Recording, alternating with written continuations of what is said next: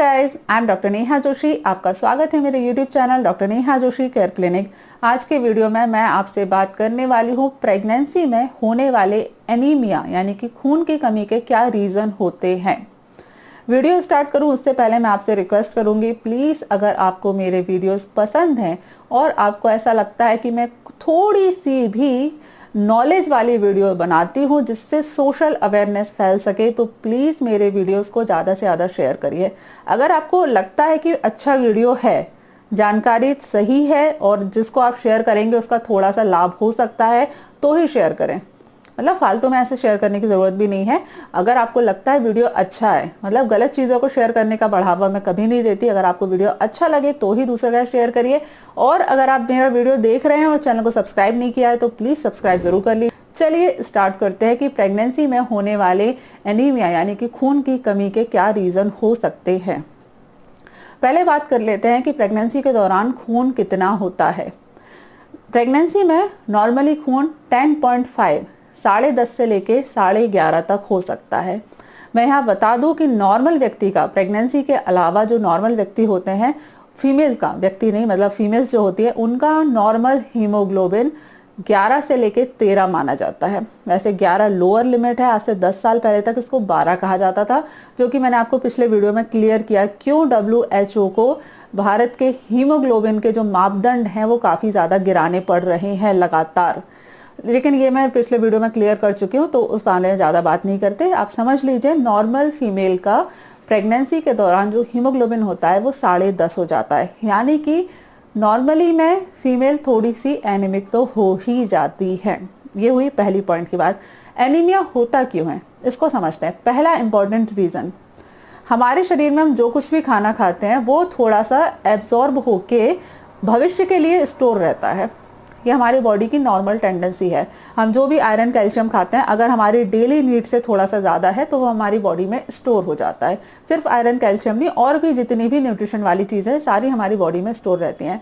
जिन female का पहले से आयरन लेवल बॉडी में कम होता है, यानी कि प्रेग्नेंट होने से पहले जो एनीमिक होती हैं, उनमें भविष्य के लिए आयरन कुछ होता नहीं है। और जैसे ही बच्चा पेट में आता है, बॉडी का पूरा आयरन बच्चे की ग्रोथ के लिए चला जाता है। यानी कि माँ की बॉडी अपनी नीड को कॉम्प्रोमाइज कर देती है, अपनी नीड को सेकेंडरी देखती है, पहले बच्चे को देखती है। इसलिए माँ के शरीर का जितना भी स्टोर न्यूट्रिशन है उसमें आयरन भी शामिल है, वो बच्चे के विकास के लिए चला जाता है, जिसकी वजह से माँ को एनीमिया हो जाता है। ये पहला और शायद सबसे इम्पॉर्टेंट रीज़न है, क्योंकि हम लोग प्रेगनेंसी के बाद डॉक्टर के पास जाते हैं। प्रेगनेंसी से पहले चेकअप कराने के लिए डॉक्टर के पास जाने वाले लोग बहुत कम होते हैं। प्रेगनेंसी से पहले सोचने वाले कि क्या हमारा शरीर माँ बनने के लिए या पिता बनने के लिए स्वस्थ है या नहीं। इससे रिलेटेड मैं एक पहले वीडियो बना चुकी हूँ कि अगर आप प्रेगनेंसी प्लान कर रहे हैं, अगर आप चाहते हैं कि आपके स्पर्म और ओवम बेस्ट क्वालिटी के हों, तो आपको कौन कौन सी बातों का ध्यान रखना है, मैंने एक पुराने वीडियो में आपको बताया है। अगर आपने वो वीडियो नहीं देखा तो नीचे डिस्क्रिप्शन में मैंने उसकी लिंक डाल दी है, आप प्लीज़ जाकर उसे देखिए। तो ये हुआ पहला इंपॉर्टेंट रीज़न, यानी कि पहले से हमारे शरीर में खून की कमी का होना, जिसकी वजह से जितना भी न्यूट्रिशन है वो बच्चे के लिए चला जाता है और माँ के शरीर में एनीमिया हो जाता है।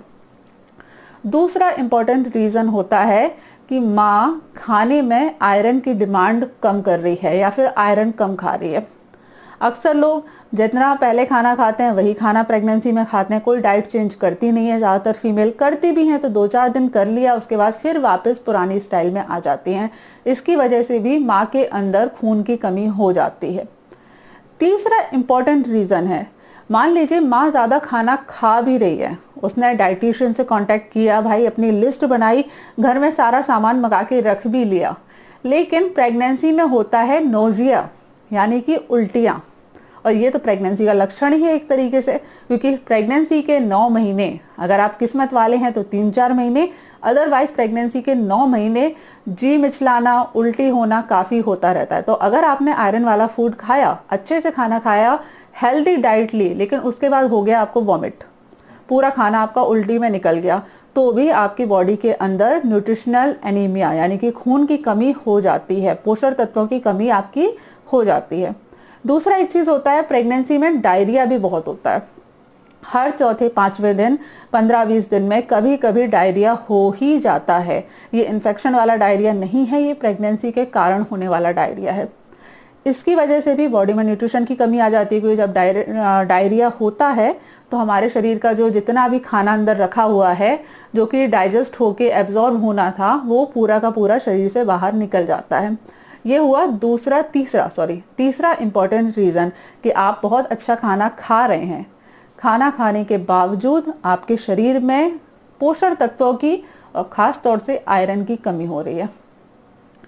चौथा इंपॉर्टेंट रीज़न, आप सब कुछ कर रहे हैं, भरपूर खाना खा रहे हैं और किस्मत से आपको उल्टियां भी नहीं हो रही, दस्त भी नहीं हो रहे, फिर भी क्योंकि प्रेगनेंसी के दौरान बढ़े हुए हार्मोन्स के कारण हमारी बॉडी का जो रीग्रो करने वाला जो प्रक्रिया है, रीग्रोथ वाली समझाऊं आपको, जैसे हमारे शरीर की स्किन है, नॉर्मली स्किन ग्रोथ करेगी, ग्रोथ करने के बाद डेड हो जाएगी, डेड होने के बाद वो स्किन यहाँ से चली जाएगी और नीचे से नई स्किन आ जाएगी।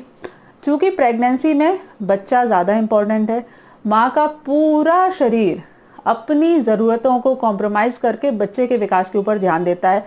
इसकी वजह से माँ के शरीर में होने वाली जितनी भी रीग्रोथ हैं, जितनी भी आरबीसीज नई बननी चाहिए, जितने भी और भी सारी चीज़ें, सिर्फ आरबीसी नहीं, और भी जो कुछ भी ग्रोथ होती है बॉडी में, वो थोड़ी सी कम होने लगती है, जिसकी वजह से बॉडी की जो बोन्स हैं जिनमें आरबीसी बनना चाहिए, वो आरबीसी कम बनती हैं। कम बनने के कारण माँ को अच्छा खाना खाने के बावजूद एनीमिया हो जाता है। ये सबसे ज़्यादा इम्पोर्टेंट रीज़न है और शायद इसके लिए ही ज़्यादा ट्रीटमेंट लेना पड़ता है, क्योंकि आपकी बॉडी नहीं बना रही है, इसलिए आपको और ज़्यादा फोकस करना पड़ेगा कि आप कैसे भी करके अपनी बोन मैरो को वापस एक्टिवेट करो, जिससे कि वो प्रॉपर अमाउंट में आरबीसी बनाए। ये होता है चौथा इम्पॉर्टेंट रीज़न। ये इतने सारे रीज़न बताना आपको क्यों ज़रूरी है, क्योंकि बहुत लोग सिर्फ ये मानते हैं कि हम अगर मार्केट में आने वाला कोई भी आयरन सिरप लेंगे तो आपका खून बढ़ जाएगा, या फिर कई बार गवर्नमेंट में भी हमारी सप्लाई हो रही है आयरन की, जो सभी माताओं को फ्री में दी जाती है, जो कि भारत सरकार का एक प्रोग्राम है। लेकिन कई बार आयरन खाने के बावजूद भी आपका हीमोग्लोबिन नहीं बढ़ता है, लगातार कमी होती रहती है। इसलिए ये सारे जो रीज़न हैं, इसको समझना बहुत ज़रूरी है। एक बहुत इम्पॉर्टेंट रीज़न जो मुझसे छूट गया, वो है पेट के अंदर कीड़ों का होना।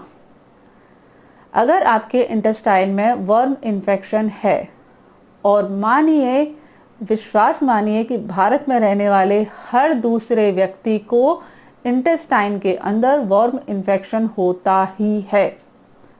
आपके पेट में वर्म्स इन्फेक्शन है तो आप जितना भी न्यूट्रिशन खाती हैं, वो उन कीड़ों को पालने में लग जाता है और आपके शरीर में न्यूट्रिशन नहीं पहुंचता।